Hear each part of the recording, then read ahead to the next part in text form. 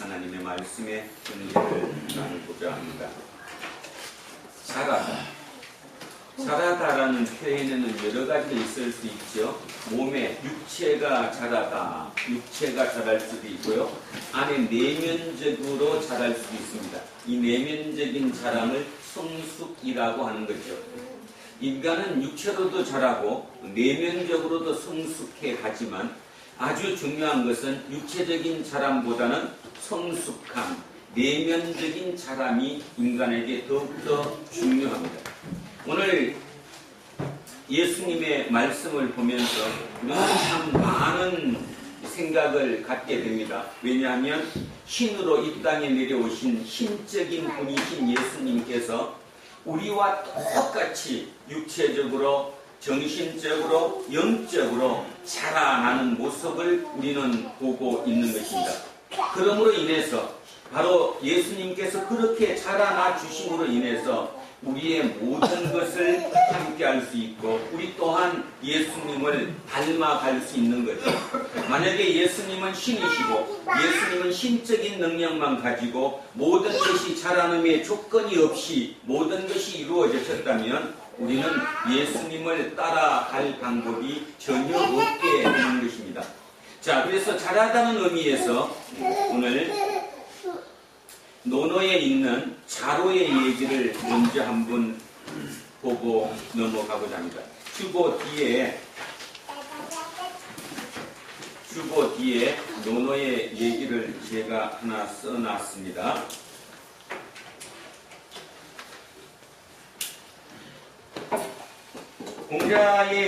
공자님의 제자 중에 아주 공자님께서 좋아하셨던 제자 자로라고 하는 제자가 있습니다. 이 자로는 자이고 자로의 이름은 유입니다. 중유. 그래서 오늘 그 뒤에 제가 읽어보겠습니다. 자왈. 공자님께서 말씀하셨습니다. 유. 이름을 부른 거예요. 유야. 그러니까 우리가 이름 부르듯이 중유야 이렇게 이름을 부른 거죠. 여문 육언 육패의허다. 여라는 말이 계점여자라고 나와 있는데 이게 너라는 뜻이거든요. 너 문 들어봤냐? 뭘 들어봤냐 하면 육언 6마디의 말을 들어봤느냐? 그리고 그 6마디의 말에 따르는 6가지 폐단에 대해서 들어본 적이 있느냐? 이렇게 물었어요. 한 번 더 해봅니다. 유야, 중유야, 너 혹시 6마디의 말과 그에 따른 6개의 폐단에 대해서 들어본 적이 있느냐? 이렇게 물었더니 대왈, 자, 대답하셨습니다. 이야, 들어본 적이 없습니다. 저는 그런 거 못 들었습니다. 그랬더니 오언여, 너 여기 와서 앉아라. 내가 알려주겠다. 여기 와서 앉으면 내가 알려줄 거다. 그러면서 이제 6마디의 말을 하고 거기에 대한 폐단에 대한 얘기를 쭉 합니다. 자, 첫 번째 걸 보면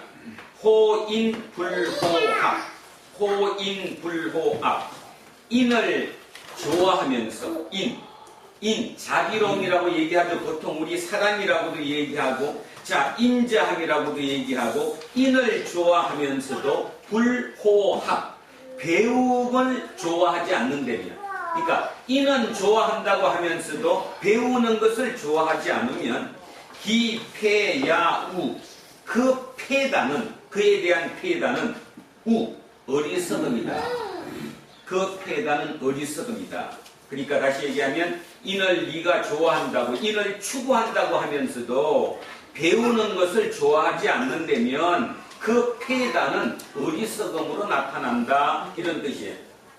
두 번째, 호지불호합. 지혜, 지식, 슬기로움, 이런 지혜, 지식, 슬기로움을 좋아한다고 너가 얘기하면서 불호합, 배우는 것을 싫어한다면 그 기패야탕, 그 폐단은 방탕해지는 것이다.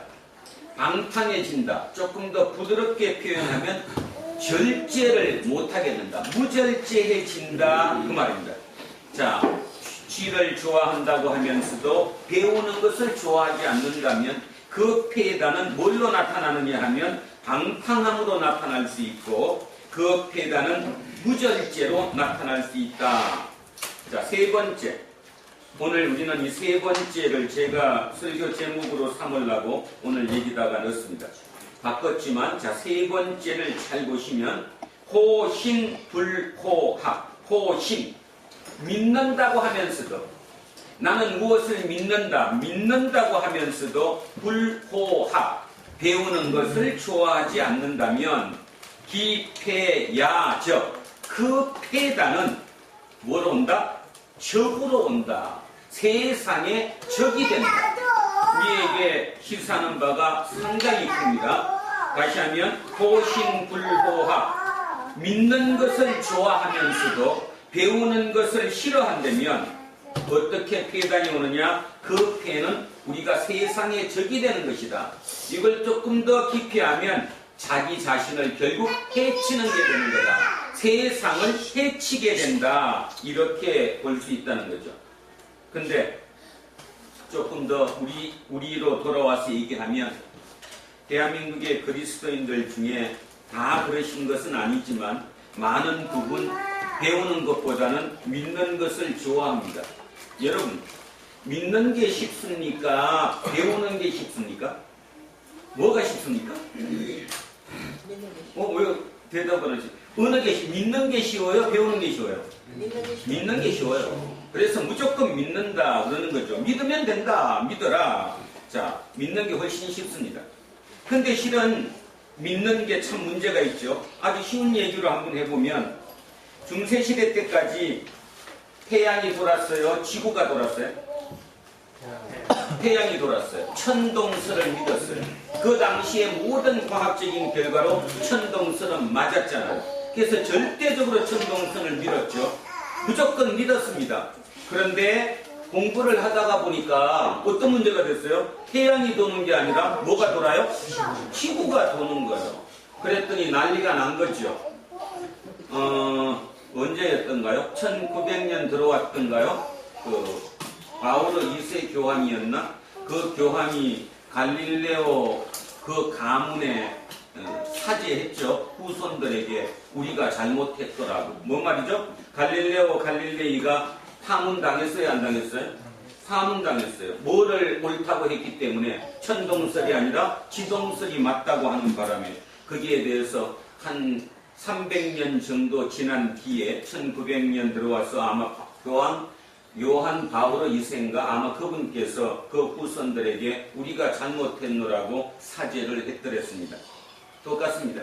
믿는 게 참 쉽습니다. 믿으면 된다고 하죠. 특히 우리나라 교회에서는 이 믿음이 너무너무 많이 강조되고 그리고 믿는 게 편하니까 무조건 믿으면 되지 무슨 그 생각을 많이 하느냐 이렇게 얘기를 해요. 요즘 제가 보면서 참 많은 안타까움을 느끼는데 진짜 배우지 못하고 믿는 것으로만 가버리면 머지않아서 대한민국 교회 자체도 아마 사라질 가능성이 높아지겠지요. 그래서 오늘 특별히 오늘 이 얘기를 마음속에 좀 새겨주셨으면 합니다. 호신불호학, 믿는 것을 좋아하면서도 뭐하냐? 배우는 것을 좋아하지 않는다면 기폐, 그 폐단은 뭘로 나타난다? 뭘로 나타난다고요? 자신을 해친다. 아니면 세상의 적으로 나타난다. 세상을 해치게 나타난다. 명심하셨으면 좋겠습니다. 자, 그 다음 얘기입니다. 그 다음에는 호직불호학. 정직하다 이런 말이죠. 나는 고든 사람이야. 나는 정직한 사람이야. 그래서 그 정직을 좋아하면서도 배움을 좋아하지 않는다면 기폐야교 그 폐단은 가혹해지는 것이다. 그 폐단은 가혹해지는 것으로 나타난다. 그러니까 다시 얘기하면 정직한 거 굉장히 좋다 이 말이죠. 고든 거 좋다. 근데 그것만 옳다고 생각하고 그것에 대해서 배우지 않으면 공부하지 않으면 그 폐단은 가혹함으로 드러나게 된다 이 얘기입니다. 그 다음에 호용불호함, 용기를 좋아하면서도 용기 있는 것을, 용감한 것을 좋아하면서도 불호함, 거기에 대해서 배우지 않는다면 기폐야란, 그 폐단은 난폭함으로 나타난다. 그 폐단은 난폭함으로 나타난다. 다시 얘기하면 용기만 있고 뭐가 없으면, 배움이 없으면, 배움이 없다는 말 뜻이 뭔 뜻이에요? 그냥 용기만 가진 거지, 이것을 이렇게 판단할 능력이 부족해지면 그것은 뭘로 나타난다고요? 난폭함으로 나타난다 이 얘기죠. 그 다음에 마지막에 호강불호합, 강한 것을 좋아하고, 강한 것, 힘이 센 것을 좋아하고 배움을 싫어하신다면, 배우는 것을 좋아하지 않는다면 기폐야광, 그 폐단은 발광으로 나타난다. 그러니까 듣기가 조금 거북하죠. 발광으로 나타난다. 조금 부드러운 표현을 쓰면 과격함으로 드러나게 된다. 과격해진다. 굉장히 강하죠. 굉장히 강한 것을 좋아하는 사람, 이런 사람들이 배움을 싫어하면, 공부를 하지 않으면, 쉽게 얘기하면 그 폐단은 광으로 나타난다. 과격함으로 나타나게 된다. 이렇게 공자님께서 자기보다 9살 연하였던 이 자로, 이 자로는 우리 성경으로 따지면 누구랑 비슷하냐 하면 예수님의 12제자 중에 베드로랑 아주 비슷합니다. 자로와 베드로가 같은 과예요. 같은 과. 그러니까 눈으로 웬만한 걸 못 봐주는 거죠. 아주 과격하게 밀고 나가는 이런 스타일. 그랬는 그 자로에게 공자가 교육을 통해서 그를 바로 세웠다라는 얘기가 논어에 이렇게 나와 있습니다. 그래서 6가지 말에 대해서 그 말에 대한 폐단이 이렇게 나타난다. 결론은 무엇입니까? 결론은 배워야 된다는 것입니다. 배우지 않고 정직하거나 정직만을 강조하거나 아니면 용감함만을 강조하거나 강함만을 강조하거나 믿음만을 강조하거나 지혜만을 강조하거나 아니면 사랑, 인자함, 인을 강조만 한다고 그에 대한 공부를 하지 않는다면, 배우지 않는다면 그 폐단은 엄청나게 나타난다. 이 얘기를 말씀하고 있습니다. 그러니까 결론 인간은 어떻게 해야 되느냐? 끝없이 배워야 하는 거죠. 저 또한 어제와 저와 오늘의 저는 틀리겠죠. 여러분 또한 지난주의 여러분과 이번 주의 여러분은 틀릴 것입니다. 왜냐하면 배움이 들어왔기 때문이죠. 물론 이렇게 얘기하면 속으로 이럴 수 있습니까? 나는 지난주보다 더 아껴졌는데, 내 속에는 지난주보다 더 나빠졌는데, 그것은 일보 전진을 위한 이보 후퇴일 수 있는 거죠. 항상 성장이라는 것은 직선으로 가는 게 아니라 나선형으로 간다고 했죠. 나선형으로. 뒤로 돌아왔다가 다시 조금씩 나가는. 인간의 자라나면 나선형이지 인간의 자라남은 직선이 절대로 아니라는 사실을 명심하셔야 합니다. 그래서 우리는 어떤 형태로든 배웁니다. 내가 직접 배울 수도 있고 간접적인 경험을 통해서 배울 수 있고 사람과 관계를 맺는 중에 또는 조직 중에 일을 하면서 이렇게 저렇게 어떠한 방법으로든 우리는 배우게 됩니다. 그 배우게 되는 것이 과학적으로 이 뇌에 저장된다고 그러죠. 인간이 처음 태어날 때, 우리 주한이처럼 저렇게 처음 태어났을 때 인간의 뇌는 말랑말랑하대요. 그 말은 뭔 뜻이냐 하면 뇌에 흰경망 회로가 차지 않았다라는 거죠. 저렇게 차지 않았던 저 아이가 자라나는 거예요. 육체가 자라나면서 이 뇌에 있는 흰경회로망, 유로라고 부르는 그 신경회로만이 계속 차곡차곡 배워갖고 이렇게 연결돼 가는 거죠. 그러면서 한 사람의 인간이 되는 거고 판단하면서 세상을 살아가는 것입니다. 결국 인간은 철저하게 교육에 의해서 배움에 의해서 인간은 성장해 간다는 것, 이것은 누구도 부인하지 못하죠. 아마 여기 젊은 친구들은 모르겠는데 어르신분들은 예전에 이런 얘기 들어본 적 있을 겁니다. 90년대인가 80년대인가 언제 뭐 인도인가 어디 나라에서 늑대에게 자랐던 소녀 두 아이가 발견된 적이 있었죠. 그랬더니 그 아이들이 늑대하고 자라났기 때문에 두 발로 직립을 못하는 거예요. 네 발로 기어서 다니지 직립을 하지 못하고, 그 다음에 말을 가르치려고 그렇게 애를 썼는데도 결국 말을 가르치지 못했어요. 그리고 그 아이는 한 아이는 1년 만에 결국 죽었고, 한 아이는 8년인가 지나서 죽은 걸로 우리는 그런 뉴스 보도를 오래전에 들었던 기억이 있습니다. 자, 똑같은 인간으로 태어났는데 어디에서 성장했느냐에 따라 가지고, 쉽게 말해서 어디에서 성장했느냐에 따라서 모든 게 완벽하게 틀려지는 것이 인간이라는 것입니다. 고로 인간은 태어날 때부터 배워야 된다. 배우면서 인간의 이 뇌에 있는 뉴로, 신경회로만이 발전돼 가고 관계가 이렇게 엮어져 간다. 그것으로 인해서 우리는 삶을 지탱하고 삶을 이루고 가고 있는 존재다. 그 존재임을 생각한다면 예수님이 우리에게 하신 것, 하나님이 우리에게 주신 축복은 진짜 말로 형언할 수가 없습니다. 왜냐하면 하나님 본인이시며 하나님의 아들이라고 얘기하는 독생자 예수 그리스도를 이 땅에 보내셨는데, 그 예수 그리스도가 신적인 존재였음에도 불구하고 인간으로 태어나셔서 우리와 똑같은 자람의 과정을 다 거쳤다는 것입니다. 자람의 과정을 하나도 예외 없이 다 거쳤다는 것. 그 점으로 따져보면 우리는 진짜 대단한 신을 믿고 있는 것이죠. 그런데도 불구하고 우리는 어떻게 생각하느냐? 예수님은 신이야. 예수님은 신이니까 나하고는 틀려. 그러니까 나는 예수님을 발끝조차도 따라갈 수가 없어. 그러니까 나는 나대로 사는 거고, 예수님은 나를 끝없이 도와줘야 되는 거고, 내 힘들 때 구원만 해주시면 되는 것이지 무슨 내가 예수님처럼 살겠어.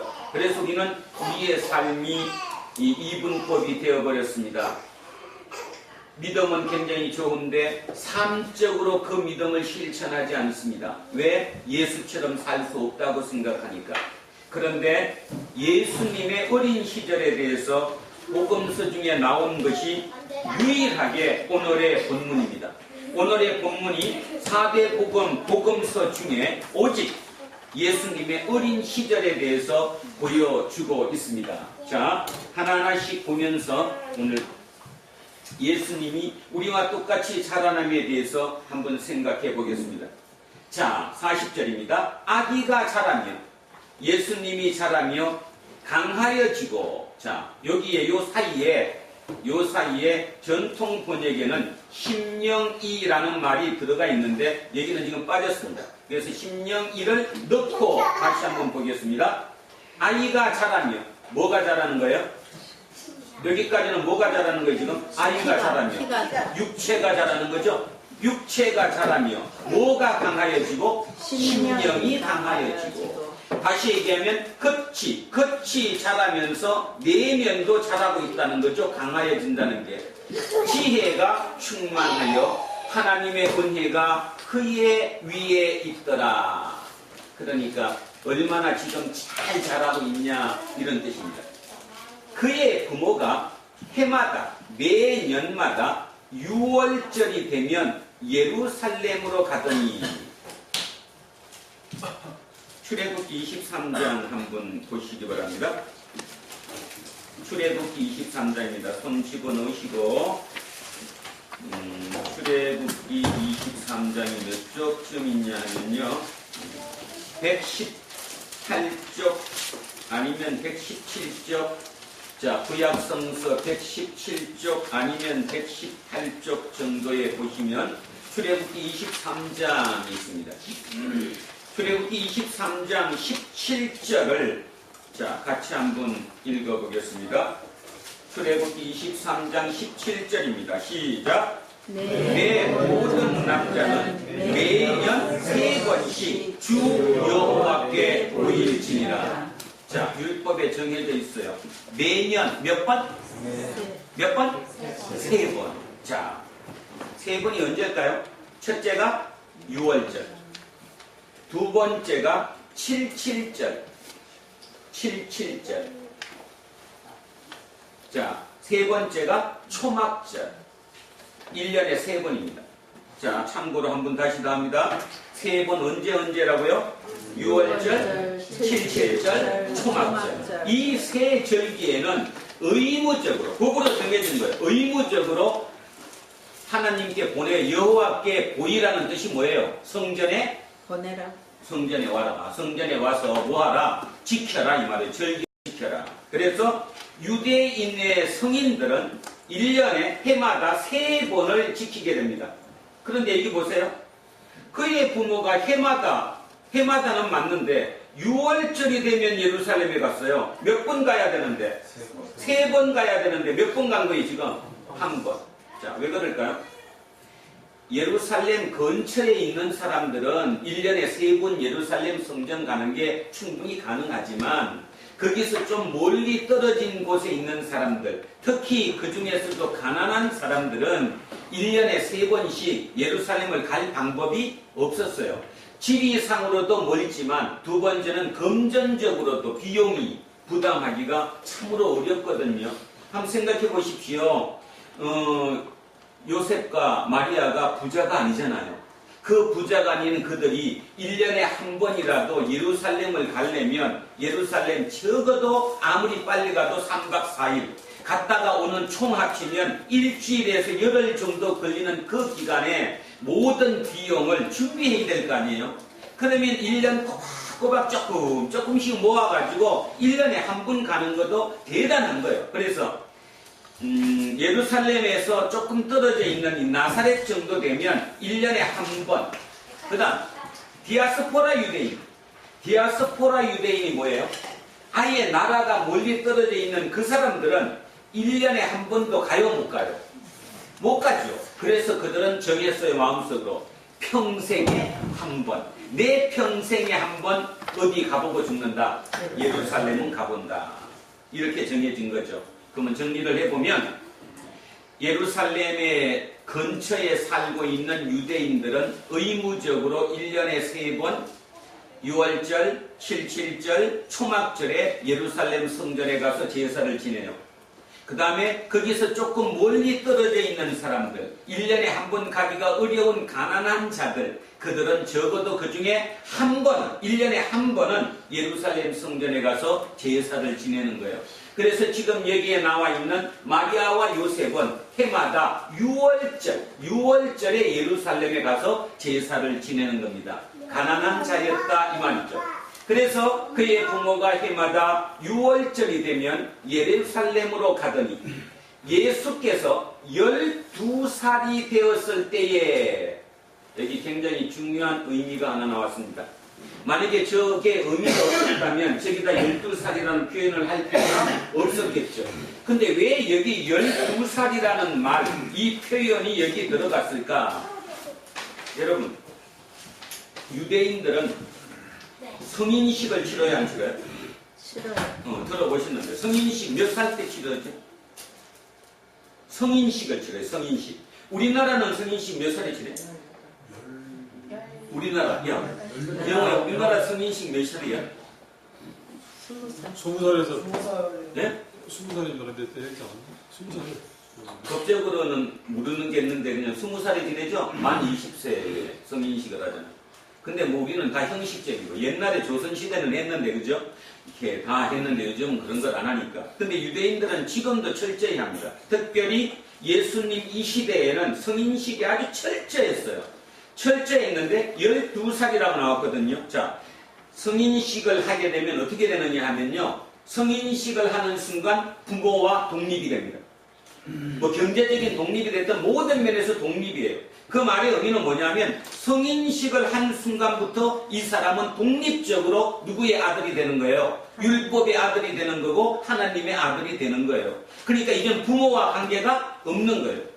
그러니까 성인식이 그 정도로 중요한 거거든요. 그러면 성인식을 몇 살 때 했을까를 알아보면 이 12살이 의미를 알 수 있는데 성인식은 남자는 13살, 여자는 성장이 빨라요. 남자보다, 여자가 남자보다 성장이 빠르게 어릴 때. 그래서 1년 앞서서 합니다. 여자는 12살에 성인식을 하고요. 남자는 13살에 성인식을 합니다. 그러면 이 의미가 여기 중요하게 나타나죠? 아직은 예수님이 12살이기 때문에 예수님에 대한 모든 책임과 의무는 본인이 지는 거예요? 부모가 지는 거예요? 부모가 지는 거예요. 다시 얘기하면 예수님이 지금 12살이란 말은 아직 성인이 되기 전이기 때문에 예수님에 대한 모든 행동, 모든 언약, 모든 예전, 이 모든 것에 대한 책임은 부모가 지는 거예요.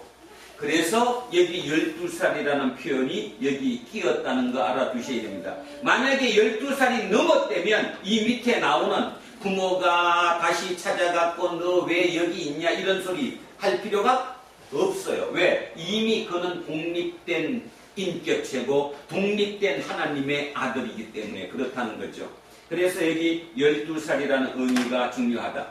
자, 예수께서 12살이 되었을 때에 그들이 이 절기의 관례를 따라 올라갔어요. 무슨 절을 따라서? 유월절을 따라서. 이제는 누구도 같이 갔어요? 예수님도 함께 올라갔다 그 말입니다. 그 날들을 다 마치고 돌아갈 때에 아이 예수는 예루살렘에 머무셨더라. 그런데 그 부모는 이를 알지 못하고, 자 44절, 동행 중에 있는 줄로 생각하고 하룻길을 간 후 친족과 아는 자 중에서 찾되. 이해가 가십니까? 아니, 예루살렘을 같이 갔어요. 거기서 절기를 다 제사도 지내고 이제 보냈어요. 그리고 다시 나사렛으로 돌아오는 거예요. 그런데 이미 하루를 왔어요. 그러면 하루를 왔으면 이제 노숙을 해야 되나 안 해야 돼요?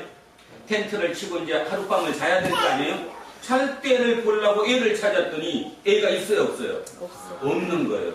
그러면 이런 사람도 있잖아요. 왜 당연히 알지? 애 손잡고 가지 않았을까? 근데 왜 몰랐을까? 나사렛 동네에서, 그러니까 쉽게 말해서 예루살렘으로 올라간 사람들 중에 이 집만 있겠어요? 다른 집들도 있겠어요?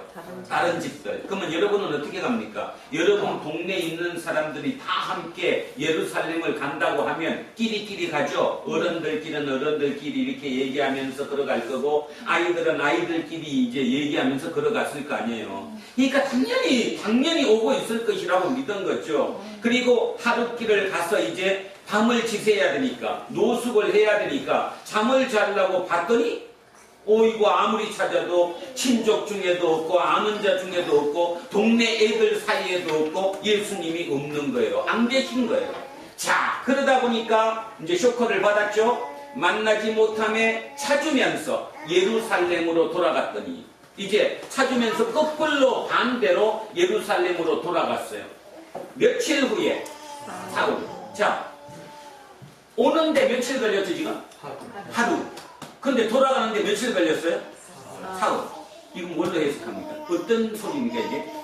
분명히 볼 때는 하루 길이었는데 돌아가는 데는 3일이 걸렸대요. 뭔 뜻이에요? 한 명 한 명씩 다 찾으면서 간 거죠 지금. 사람들이 내려오는 그 중에 한 명 한 명씩 다 동네도 걸어가 보고 그러면서 세밀하게 찾아왔더니 사흘이 걸린 거예요. 사흘이.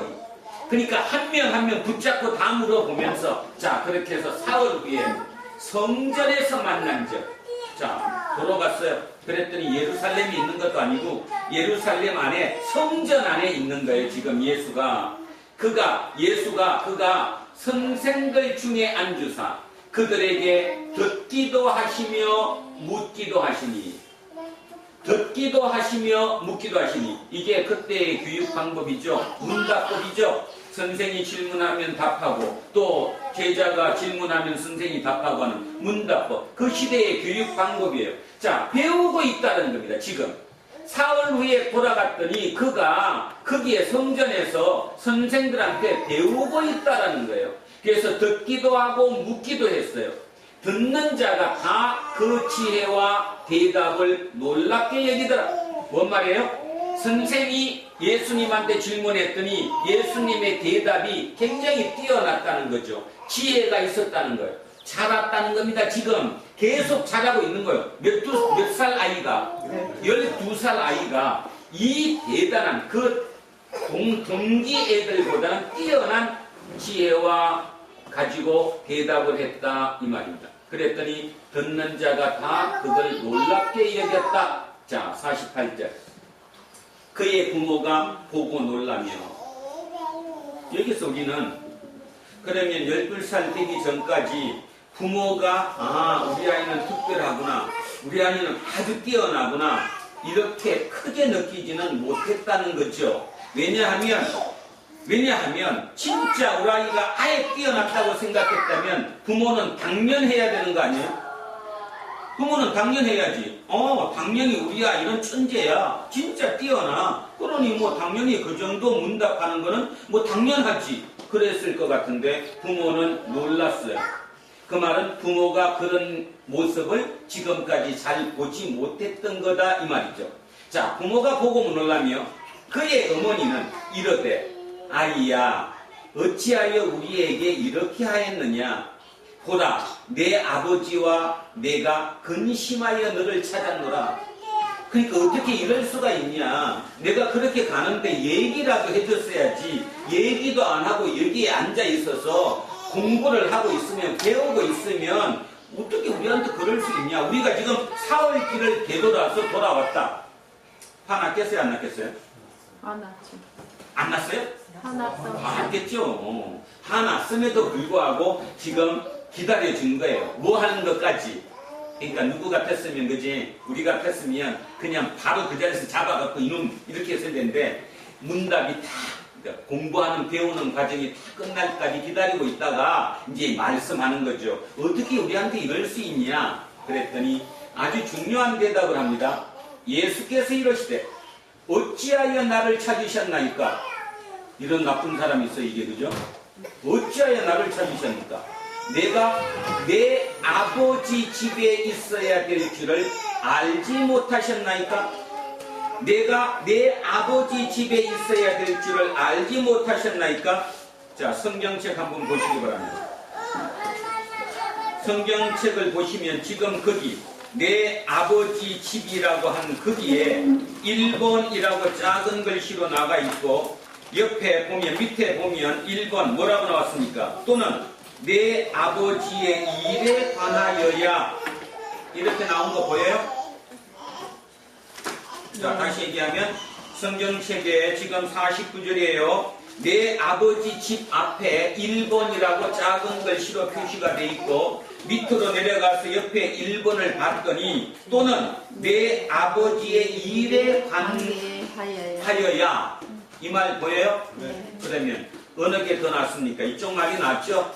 뭔 뜻입니까? 내가 아버지 집에 있다는 말은 성전에 있다 이렇게만 쉽게 얘기하는데 그 뜻이 아니고 내가 해야 할 일이 뭐라는 거예요? 내가 해야 할 일이 내 아버지의 일을 하는 거잖아요.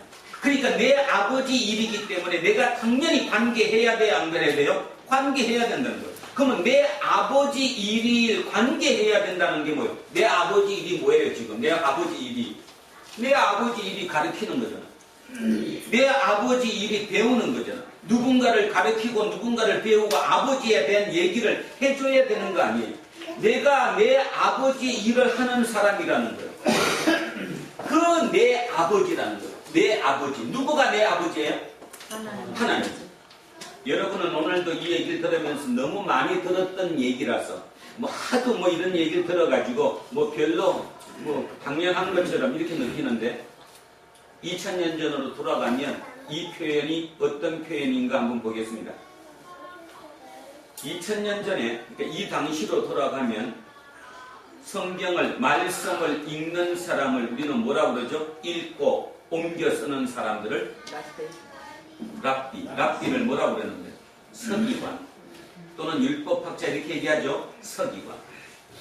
그 서기관들은 뺏겨 쓰다가 또는 말씀을, 그러니까 구약 성경을 읽다가 뭐가 나오면 야훼라는 말이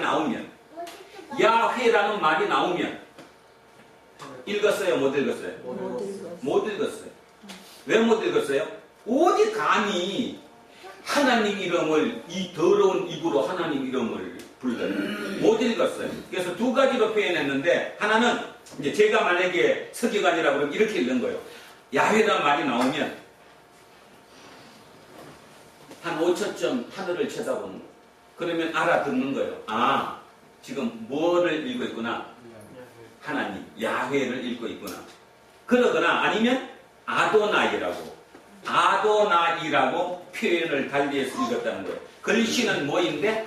야훼인데 읽기는 뭐라고 읽었다? 아도나이. 아도나이는 뭔 뜻이에요? 나의 주님. 하나님이란 말을 못 불렀어요. 그 정도였다는 것입니다. 2000년 전에 그 당시는 야훼라는 하나님이라는 그 이름을 읽기조차 못했던 시절이에요. 그래서 아도나이라고 읽거나 주님이라고 읽거나 아니면 아예 그 말조차도 입을 딱 다물고 하늘을 5초도 쳐다봤어요. 이렇게. 그 시절에 12살 아이가 지금 뭐라고 하고 있어요? 내 아버지라고. 그러면 여기서 이제 오늘 시작할 때부터 배워야 한다는 것에 대해서 다시 한번 생각해 보자 합니다. 여러분, 예수님이 야훼를 금방 얘기했듯이 이름을 적어도 이름을 부를 수조차 없는 하늘을 쳐다봐야 하는 아니면 부른다면 아도나이라고 달리 표현해서 입으로 떼어야 하는 그 야훼를 아버지라고 표현을 했어요. 어떻게 했을까요? 그냥 갑자기 기도하다가 아, 하나님이 야훼가 내 아버지야. 당연히 알아서 그랬을까요? 세뇌됐죠. 어릴 때부터. 어떻게? 어릴 때부터 세뇌됐지. 누구한테? 마리아한테.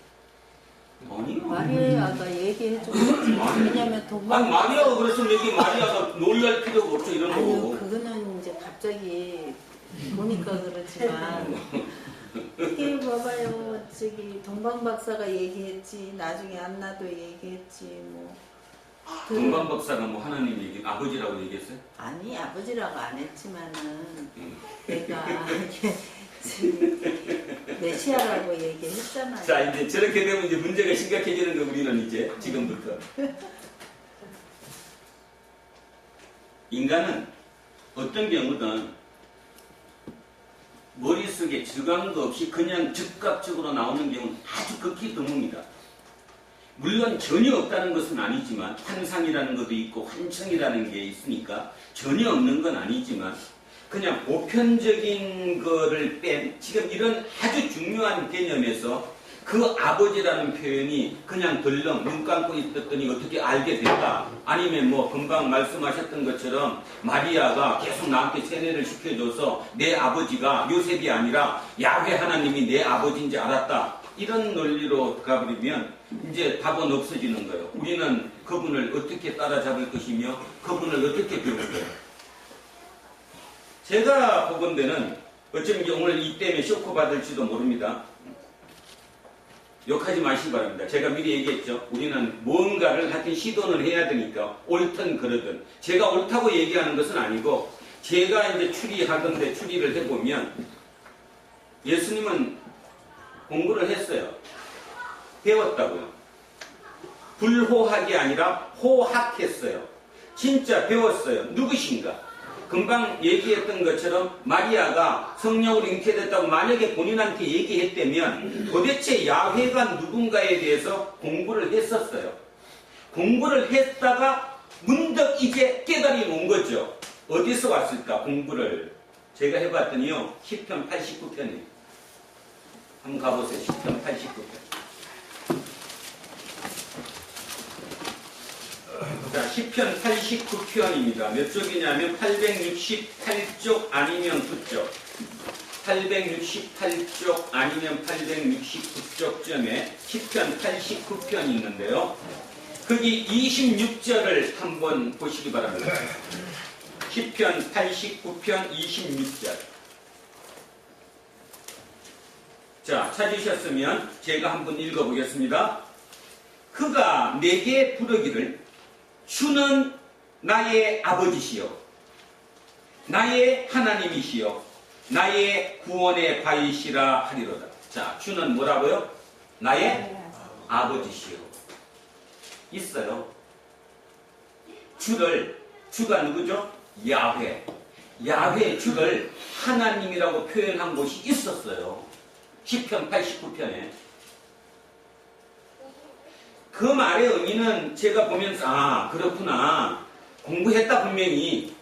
공부를 하면서 남들은 이것을 그냥 긋듣고 넘어갔지만 12살 어린 예수는 그 어리니까 말 그대로 진짜 뭐든지 무모하잖아요. 무모하게 한번 도전할 수 있는 그 어린 나이였으니까 어른들은 당연히 이 자체를 그냥 흘러버리고 넘어가지만 아이 예수는 이것을 보고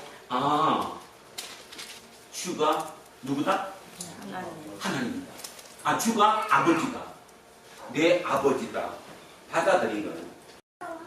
주님은 내 아버지. 그러니까 야훼가 내 아버지인 거예요. 그때부터 철두철미하게 그는 내 아버지인 거예요. 그래서 바뀌어온 거죠. 바뀌어진 거예요. 그래서 결론적으로 요즘 얘기하는 걸로 따지면 예수는 하나님의 아들이 된 거예요, 이제. 물론 이제 됐다 그러니까 또 얘기하지 마시고, 다르게 얘기하면 처음부터 됐지, 나중에 됐냐, 이렇게 따지면 안 되는 거고.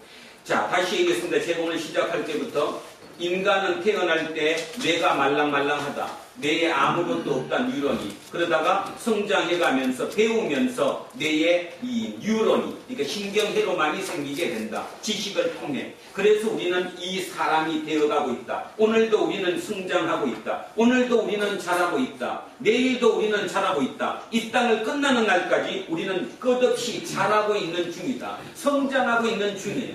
그러니까 그런 논리로 따져보면 예수님도 철두철미하게 우리와 한치의 오차도 없이 그 모든 과정을 우리랑 똑같이 거치셨어요. 만약에 그걸 똑같이 거치지 않으셨다면 완전히 별개의 분이 되시지만 그분은 인간으로서 신의 역할이 될 때까지 모든 과정을 우리랑 똑같은 자람의 과정을 거쳤다는 거죠. 그런 면에서 보면 우리에게 시사하는 바가 커요. 나도 예수처럼 살 수 있다. 진짜 될 수 있다. 우리가 진짜 예수처럼 살 수 있다. 내가 그처럼 살 수 있다라고 판단하는 사람이 단 50명만 된다고 하더라도 세상은 바뀌어요. 진짜 바뀌어요, 세상은. 근데 우리는 절대로 내가 예수가 될 수 있을 거라 생각을 안 해요.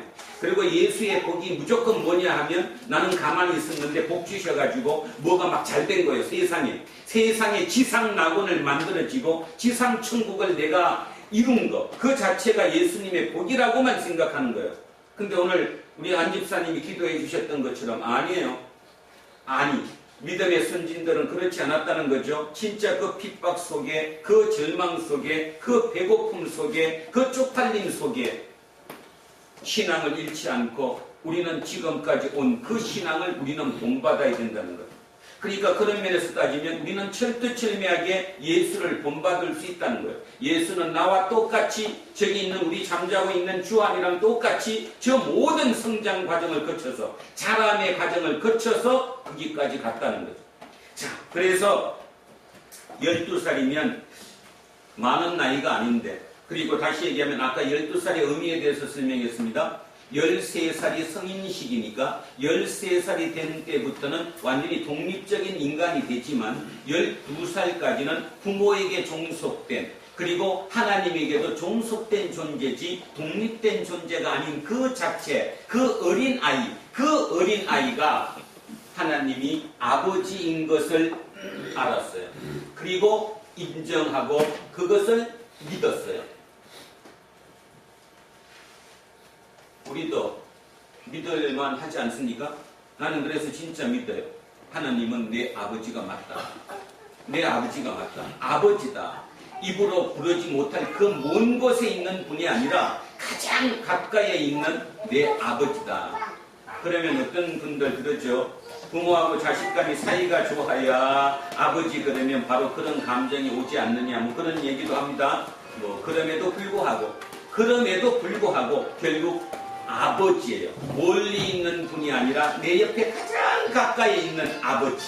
자, 이 아버지. 예수님은 12살에 하나님이 아버지인 줄 알았다는 거예요. 아버지 집에 있어야 될 줄을, 다시 얘기하면 내가 아버지에 관계되는 일을 해야 될 줄을, 내가 아버지에 관계되는 일을 내가 해야 될 줄을 알지 못하셨나이까 하시니, 그 부모가 그가 하신 말씀을 깨닫지 못하더라. 뭔 말하고 있는 거야? 그치? 못 알아들었다는 거죠. 당연히 못 알아듣죠. 보는 관심이 완전히 틀리니까. 자, 51절. 예수께서 함께 내려가사, 이제 함께 나사렛으로 돌아갔어요. 나사렛으로 함께 내려가사 나사렛에 이르러 순종하여 받으시더라. 순종하여. 누구가? 예수가 누구에게 순종했어요? 누구에게? 부모 요셉과 마리아 부모에게 순종하여 받으시더라. 그 어머니는 이 모든 말을 마음에 새겨두니라. 마음에 두니라. 예수는 지혜와 키가 자라가며 하나님과 사람에게 더욱 사랑스러워 가시더라. 자, 여기까지가 몇 살이고? 12살까지고, 여기부터 예수는 지혜와 키가 자라가며 하나님과 사람에게 더욱 사랑스러워졌어요. 그리고 드디어 드러냈어요, 안 드러냈어요? 본인을 드러내셨어요. 그리고 공적 사역을 시작하셨어요. 그때까지 51절과 52절 사이, 요 사이에 몇 년이 있습니까? 몇 년? 18년. 18년의 사이가 있는 거죠. 이 18년 동안 키가 자라고 지혜가 자랐어요. 자랐어요. 어떻게 자랐어요? 공부함으로, 배움으로. 그 18년 동안 배웠어요. 그리고 자라났어요. 그리고 마음속에 확신이 있었어요. 이때는 나가야 되겠다. 그래서 나이 30살에 공생애를 시작하셨어요. 이분이 예수님이에요. 만약에 여러분 논리대로 예수님은 신이셨으니까 본인의 전지전능으로 모든 걸 마음대로 하실 수 있다 그랬다면 뭐 12살부터 하시면 바로 되지? 뭐 하려고 그때 30살까지 18년을 더 기다려요. 그냥 하시지. 예수님은 우리와 똑같은 삶을 사셨어요. 예수님이 능력이 없으셔서 그렇게 사신 것이 아니라 철두철미하게 인간의 모습으로 인간의 삶의 모든 과정을 거치셨다는 거예요. 그래서 우리 신은 위대한 신이에요. 우리는 그 신을 바라볼 수도 있고 그 신께 위안을 얻을 수도 있고 그 신께 격려를 받을 수도 있어요. 왜냐하면 그 신은 나와 똑같은 모든 것을 거쳐왔기 때문에. 여러분이 힘드십니까? 마음이 우울하십니까? 뭐가 하시는 일이 안 되십니까? 능력이 모자라십니까? 능력 많았던 예수님께서도 우리처럼 모자라는 것처럼 똑같이 그런 과정을 거치며 사셨다는 거 이해하셔야 합니다. 그것이 결국은 우리의 믿음이고 우리가 영원히 정착할 하나님의 나라라는 거 잊지 않으셔야 된다는 것이죠. 자, 그래서 오늘 마무리를 이렇게 합니다. 공자님 말씀을 다시 얘기로 들어서 공자는 그 거친 베드로처럼 거친 용감하기만 하고 무모하기만 한 그 자로라는 제자에게 6가지 말의 당부를 했어요. 그러면서 그것을만 지키고 배우지 않으면 그 폐단이 이러하다라고 얘기했습니다. 그 중에서 오늘 우리와 관계되는 얘기 하나 더 하면 호신불호합, 믿는다고 얘기하면서도 믿음이 좋다라고 좋아한다고 하면서도 불호합, 배우는 것을 좋아하지 않으면 기폐야적, 그 폐단은 세상의 적이 되는 것이다. 그 폐단은 자기 자신을 해치는 것이다. 그 폐단은 세상의 도둑이 되는 것이다. 잊지 않으셨으면 합니다. 그래서 특별히 대한민국 교회에서 너무 믿음에 너무 강조하는 그 시대를 살다가, 그래서 요즘 어떤 신학자들은 얘기합니다. 누구 때문에 이렇게 됐다고? 오직 믿음 때문에, 루터 때문에. 루터의 오직 믿음을 오해를 했다. 믿기만 하면 모든 게 다 된다고 생각하는 것이 500년이 지나고 봤더니 그게 말이 변절이 돼서 이해하는 게 원뜻과 엄청난 배기가 벌어지고 말았다. 그래서 지금 우리는 무조건 믿는다는 의미가 무엇인지도 모르고 그 믿음이 그 쉬운 믿음만 가지고 우리는 신앙생활하는 거 아닌가 하는 학자들도 있습니다. 다시 한번 우리를 되새겨 보기를 바라고 오늘 저는 마지막으로 부탁을 꼭 드립니다. 배워야 한다. 그 배운다는 게 꼭 어떤 글로 배우는 것도 있지만 세상에 살아가면서 삶을 살아가면서 우리는 삶을 배웁니다. 그 삶을 배우면서 예수님도 우리는 배우게 됩니다. 철두철미하게 우리가 예수를 배우게만 된다면 우리는 예수님과 같은 삶을 살 수 있습니다. 그 풍족한 풍성한 마음으로 이 땅을 살아갈 수 있다는 거죠. 누가 감히 그 마음을 빼앗을 수 있겠습니까? 그 풍성한 마음으로 살아가는 부단로 공동체 모든 식구들이 되시기를 주의 이름으로 축원드립니다. 기도하겠습니다. 살아계신 아버지 하나님,